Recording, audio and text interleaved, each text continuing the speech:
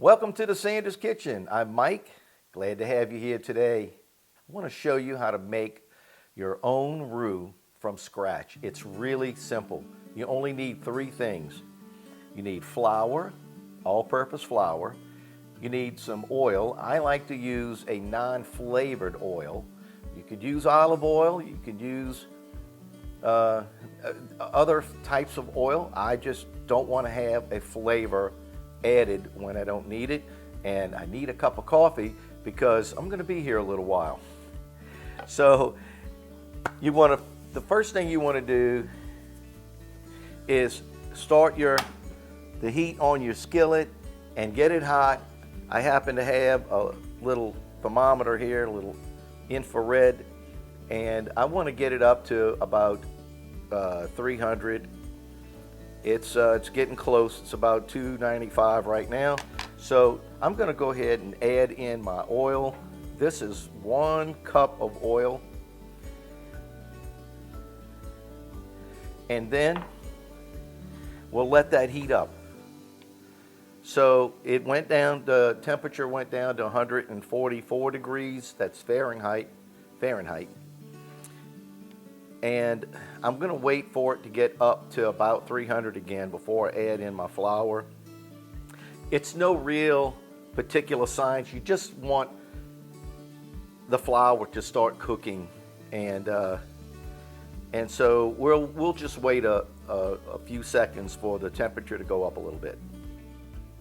You're also going to need a whisk. Now this whisk, if you hold it in your hand, the whisk itself is flat on the bottom. Now years ago, I learned to do this with a regular whisk, and it's 300 right now, and it was easy. But this is even easier, and they call it a gravy whisk. I'll put a link in my description to that whisk. Now, be real careful when you put the flour in. I'm going to go ahead and add it in very carefully, because I don't want it splashing all over the place, especially on me.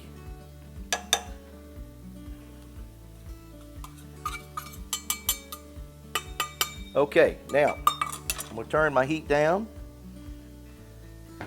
Now where's the heat at this point? It's probably at about what we'll call medium low.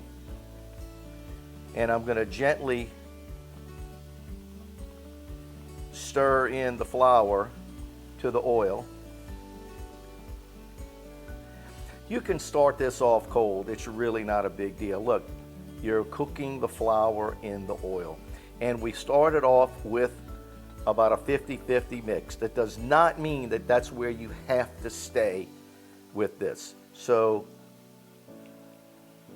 this actually, to me, is a little loose. And I know you can see it. We have the other camera showing you the consistency of it. If you're asking yourself, will it get thicker? Not really. It's not going to get thicker. So that's why I left my flour out. But we started off with a 50-50 mix. And now I'm going to add in a little bit more flour.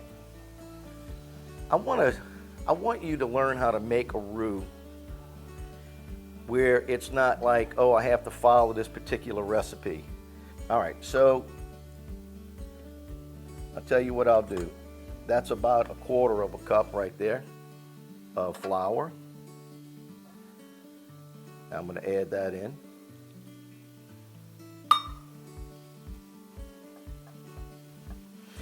You can smell the flour cooking. It's got like a nutty scent to it, and it smells so good. I'm telling you, if you are around people who know how to make their own roux and they're not just buying it out of a jar, when that roux is cooking, people will always say the same thing. Oh, I just love how that smells. It's got such a nice aroma, a nutty aroma. It has nothing to do with nuts, but it does have that aroma to it. It really does. So I want you to see now that it's actually starting to brown up a little bit, okay? And you're just going to keep on whisking. Now, this is a cast iron skillet. It holds the heat much better than an aluminum skillet or even a stainless skillet. It's great for making a roux. So I would recommend using the cast iron. Okay, so do you see the consistency now? It's a little bit thicker. And that is a pretty nice consistency, but I gotta be honest with you, I want it a little bit thicker than that. So I'm just gonna keep sprinkling a little bit in, a little bit of flour in at a time until I get it how I want it. The secret here is don't stop stirring.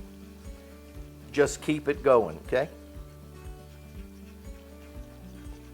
And you gotta be talented to drink coffee and stir at the same time. All right, we're gonna turn the fire down a little bit here. Now, if you take a look at how much the color has changed, it's like peanut butter right now. So at this point, I'm gonna turn the fire off, and the skillet is still hot. So you wanna continue stirring while the skillet cools down. You can even take the skillet off of the burner that you have it on so that it'll cool down a little faster.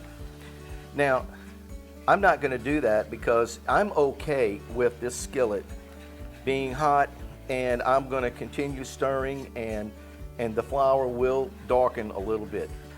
I've heard of people saying, oh, it takes hours to make a roux. Well, I guess it does if you have your fire on low. I guess it just all depends on how much time you have. But this is perfect. This is perfect. And I'm just, like I said, I'm going to keep stirring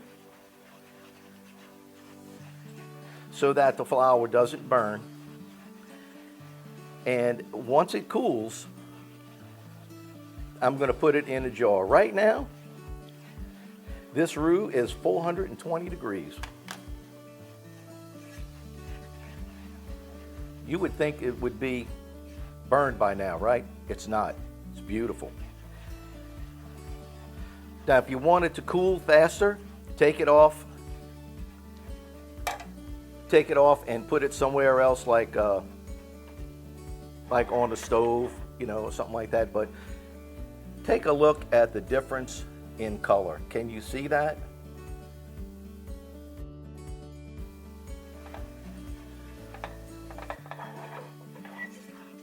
Okay, so it's going to cool, and the skillet is cooling down, and I can tell it's not getting any darker.